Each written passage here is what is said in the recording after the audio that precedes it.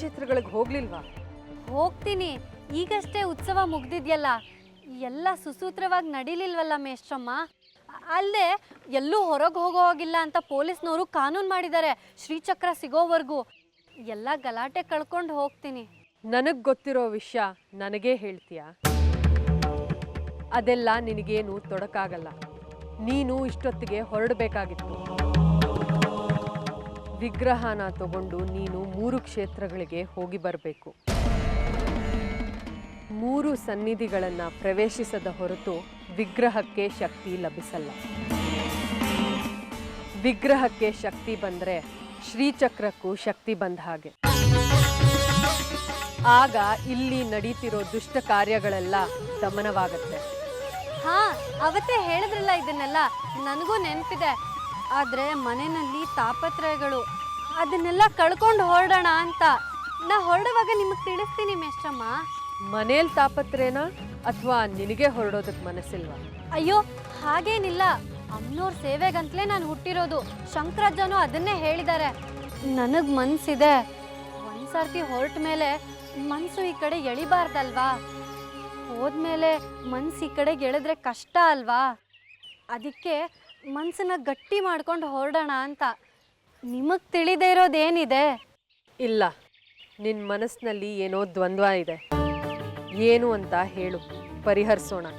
ಅದನ್ನು ಬಿಟ್ಟು ಹೋಗಕ್ಕೆ ಮನಸ್ಸಿಲ್ಲದೆ ಏನೇನೋ ಉತ್ತರವನ್ನು ಕೊಟ್ಟರೆ ಅದು ತಪ್ಪಾಗತ್ತೆ. ಇಲ್ಲ ಮೇಷ್ಟ್ರಮ್ಮ, ಹೊರಡೋದಂತೂ ಖಚಿತ, ಸಂದೇಹನೇ ಬೇಡ. ಮತ್ತಿನ್ನೇನು ಚಿಂತೆ? ಬಂಗಾರಿದ ಇನ್ನೂ ನಿನ್ನ ಮನಸ್ಸು ಅವನ ಕಡೆನೇ ಎಳಿತಿದ್ಯಾ? ಹಾಗೇನಿಲ್ಲ, ನನಗೆ ಕೆಲಸಗಳಿದೆ. ನಾನು ಹೊರಡ್ತೀನಿ.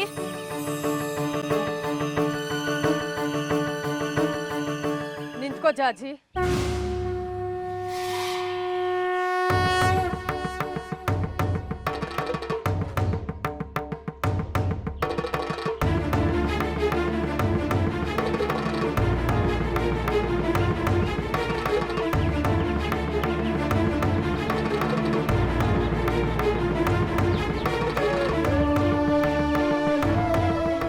ಏನಮ್ಮ ಜಾಜಿ, ಇವತ್ತು ನಿನ್ನ ಮಾತಿನ ವರ್ಷನೇ ಬದಲಾಗಿದೆ. ಅಂದರೆ ಶ್ರೀಚಕ್ರ ರಕ್ಷಣೆ ಮಾಡೋ ಜವಾಬ್ದಾರಿ ನಿನಗೆ ಬೇಡವಾ? ಬೇಕು ಮೇಷ್ಟ್ರಮ್ಮ, ಅದೇ ನನ್ನ ಜೀವನದ ಸಾಧನೆ ಅಂತ ನನಗೆ ಗೊತ್ತು. ಆದರೆ ದಿಕ್ಕಿಲ್ಲದ ನನಗೆ ಹೆತ್ತವ್ರಿಗಿಂತ ಹೆಚ್ಚಿನ ಪ್ರೀತಿ ಕೊಟ್ಟು ದಿಕ್ಕಾಗಿದ್ದಾರೆ ಇಲ್ಲಿರೋ ಅಪ್ಪ ಅಮ್ಮ. ಅವ್ರನ್ನೆಲ್ಲ ಬಿಟ್ಟು ಹೋಗ್ತೀನಿ ಅಂದರೆ ಪ್ರಾಣನೇ ಬಿಟ್ಬಿಡ್ತಾರೆ. ನೀನು ಹೀಗೆ ಯೋಚನೆ ಮಾಡಿದ್ರೆ ಇಡೀ ಊರೇ ಬರಡಾಗತ್ತೆ. ನಿನ್ನ ಅಪ್ಪ ಅಮ್ಮ ಅಂಥವರು 100 ಜನ ತಂದೆ ತಾಯಿರಿದ್ದಾರೆ. ಅವರು ಅವರ ಮಕ್ಕಳುಗಳನ್ನು ಕಳ್ಕೊತಾರೆ.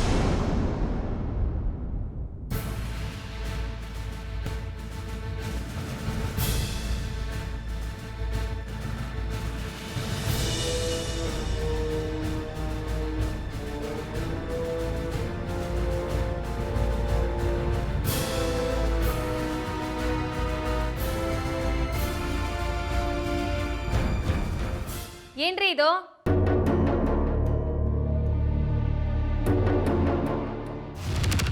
ಯಾಕ್ರಿ ಮತ್ತೆ ಬಂದಿದ್ದೀರಾ? ಏನೇ ಇದು? ಹೆಂಡತಿ ಆದವಳು ಕೇಳೋ ಪ್ರಶ್ನೆನಾ ಇದು? ಹೆಂಡತಿದಿರೆಲ್ಲ ತಮ್ಮ ಗಂಡಂದ್ರು ಮನೇಲೇ ಇರಲಿ ಅಂತ ಬಯಸ್ತಾರೆ. ಅಂಥದ್ರಲ್ಲಿ ನಾನು ಬಂದರೆ ಯಾಕೆ ಬಂದ್ರಿ ಅಂತ ಕೇಳ್ತೀಯಲ್ಲೇ, ನ್ಯಾಯ ಏನೇ ಇದು? ಹೆಂಡತಿಗೆ ತಕ್ಕ ಗಂಡ ಆಗಿದ್ದಿದ್ರೆ ನಾನು ಕೇಳ್ತಿರ್ಲಿಲ್ಲ. ನಿಮ್ ಜೊತೆ ಹೆಣಿಗೆ ಸಾಕಾಗಿದೆ ನನಗೆ. ಯಾಕಾದ್ರೂ ಕಣ್ಣೆದುರುಗಡೆ ಬರ್ತಿರೋ ಅಂತ ಅನ್ಸುತ್ತೆ.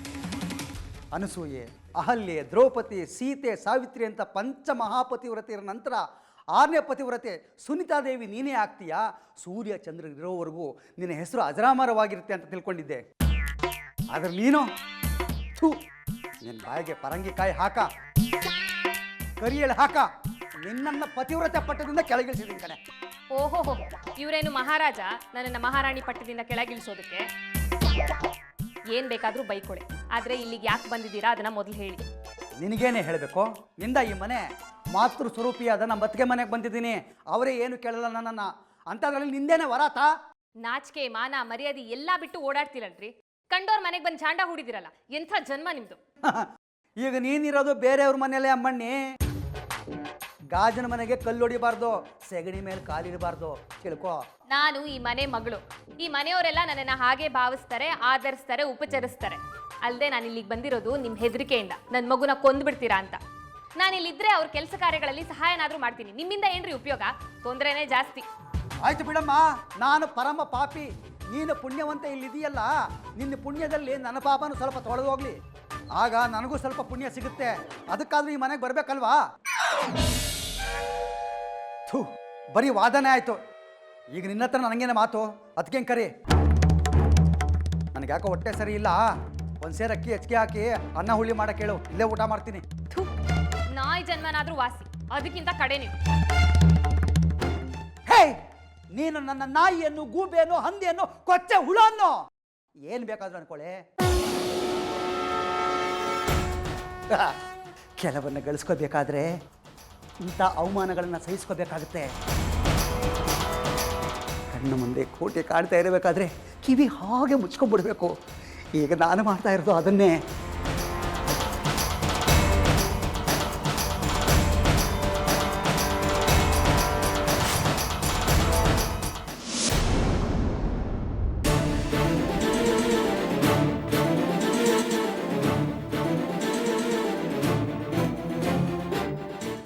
ಎಲ್ಲೆಲ್ಲಿ ಅಂತ ಹುಡ್ಕೋದ್ ನಿಮ್ಮನ್ನ.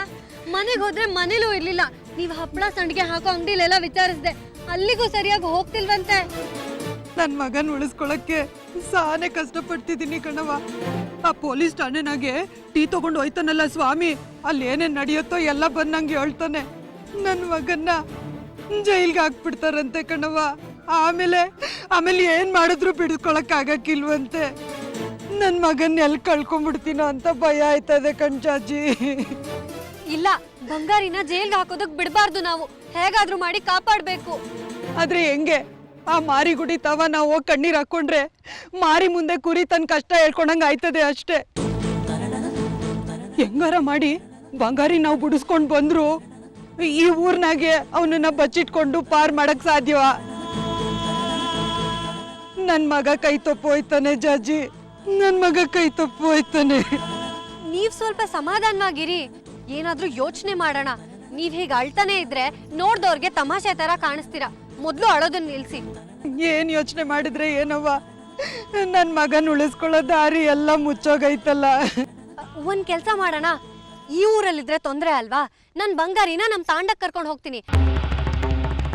ಅಲ್ಲಿ ನಮ್ಮ ಅಪ್ಪಯ್ಯ ಇದ್ದಾನೆ, ನಮ್ಮ ಊರಿನ ಜನ ಇದ್ದಾರೆ, ಅವರೆಲ್ಲ ನಮ್ಮನ್ ಕಾಪಾಡ್ತಾರೆ. ಅಲ್ಲಿದ್ರೆ ಯಾರ ಕಣ್ಣಿಗೂ ಬೀಳೋದಿಲ್ಲ.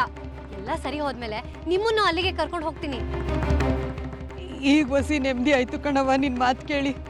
ನನ್ನ ಕತೆ ಬಿಡು, ಹೆಂಗಾದ್ರೂ ನನ್ನ ಮಗ ಉಳ್ಕೊಂಡ್ರೆ ಸಾಕು.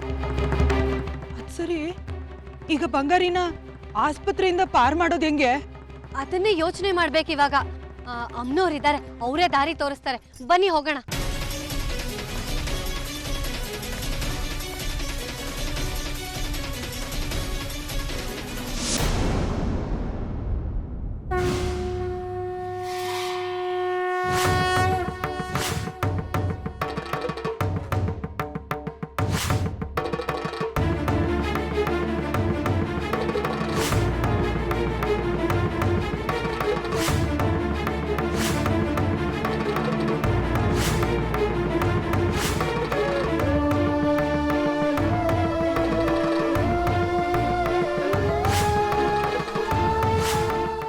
ಆಗಿಂದ ಕೇಳ್ಕತಾ ಇವ್ನಿ, ಸುಮ್ನೆ ಇದ್ದೀರಲ್ಲ, ನಿಮ್ಗೆ ಒಳ್ಳೇದಾಯ್ತದ? ಹಿಂಗೆಲ್ಲ ಕೂಗಾಡ್ತಾ ಇದ್ರೆ ನಿನ್ನ ಹಿಡಿದು ಒಳಗೆ ಹಾಕ್ಬಿಡ್ತೀವಿ, ಸುಮ್ನೆ ಹೋಗ್ತಾರೋ? ಯಾಕಪ್ಪ, ಯಾಕೆ ಒಳಗಾಗ್ತೀಯಾ? ನನ್ ಮಗ ಏನ್ ತಪ್ಪು ಮಾಡವನೆ? ನನ್ನ ಮಗಿ ಬರೋ ತನಕ ನಾನು ಇಲ್ಲಿಂದ ಹೋಗಕ್ಕಿಲ್ಲ ಅಂದ್ರೆ ಹೋಗಕ್ಕಿಲ್ಲ. ಅದೇನ್ ಮಾಡ್ಕೋತೀಯ ಮಾಡ್ಕೋ, ನಾನು ನೋಡೇ ಬಿಡ್ತೀನಿ.